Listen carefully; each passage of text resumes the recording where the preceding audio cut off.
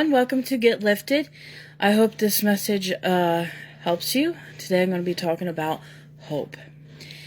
What is hope? Well, it's a feeling, a desire, an expectation for something good to happen. And if I could put it up in my own words, it's simply a good attitude. Because when you stop trying or you stop praying and you stop caring, I feel like you lost hope.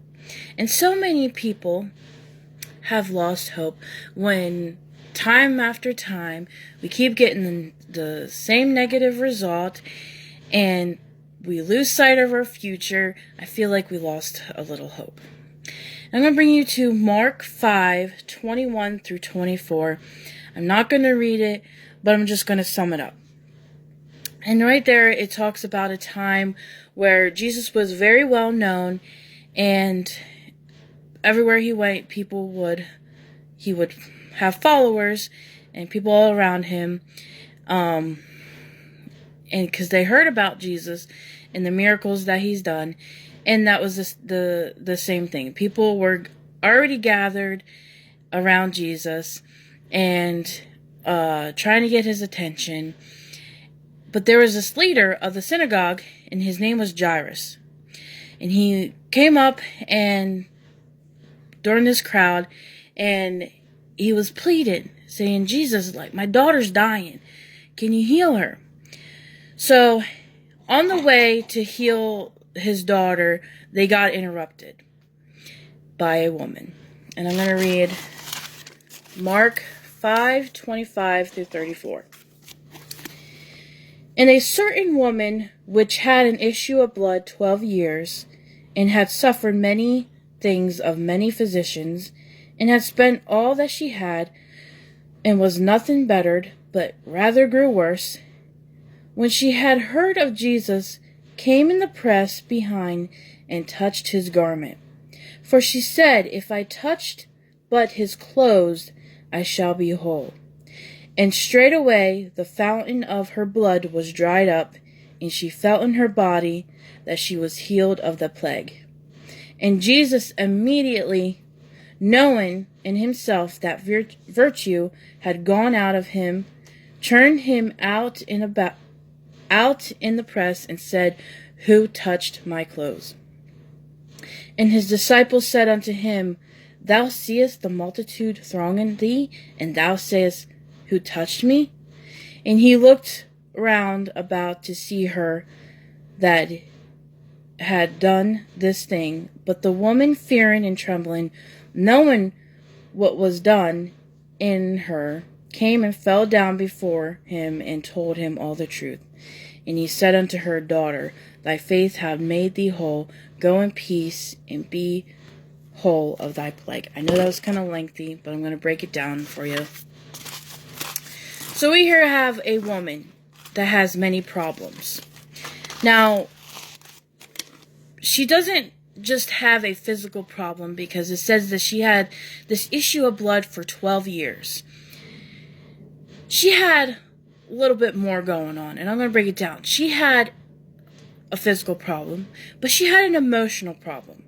Seeing doctor after doctor and always getting disappointed again and again, trying to get the answer, and her condition only got worse. But not only that, she had a financial problem. So she spent all this money on these doctors trying to get her an answer, but it left her broke. So she didn't have any more money to spend on doctors. So she had a physical problem, she had an emotional problem, she had a financial problem, but not only that, she had a spiritual problem. She was banished. She couldn't go anywhere.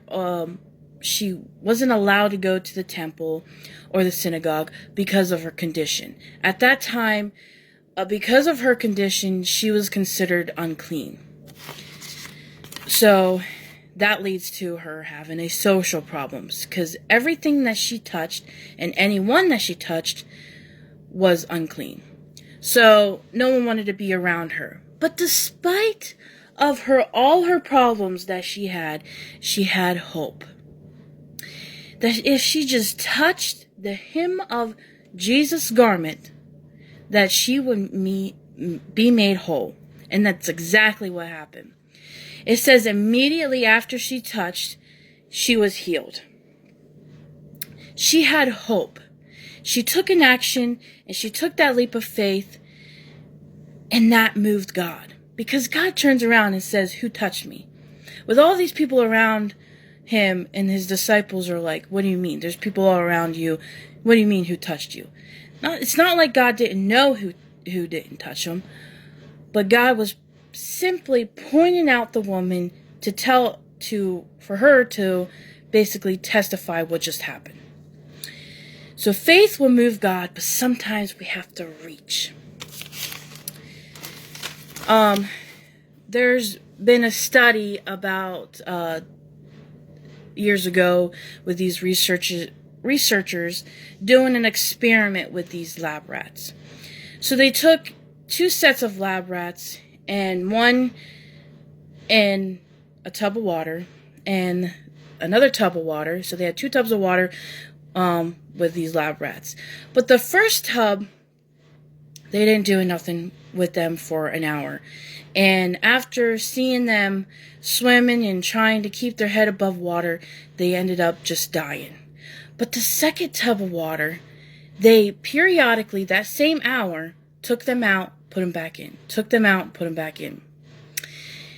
And the researchers then found out, okay, after 24 hours, these same rats were still swimming, still keeping their head above water. Because they found out that these rats kind of had hope. That maybe if I just keep on swimming a little bit longer, that somebody's going to reach into this tub and bring me out, and so I won't drown. Maybe you're drowning in life. I don't know what you may be going through, and you're just trying to keep your head above water, and you're on the verge of quitting, and you just feel like you're going to drown. But I encourage you, there's hope for you. I don't know what you may be facing. I don't know the problems. Maybe you have a physical problem. Maybe you have a financial problem, emotional. I don't know what you may be going through, but I'm telling you, there's hope for you. Do not give up hope. There is hope.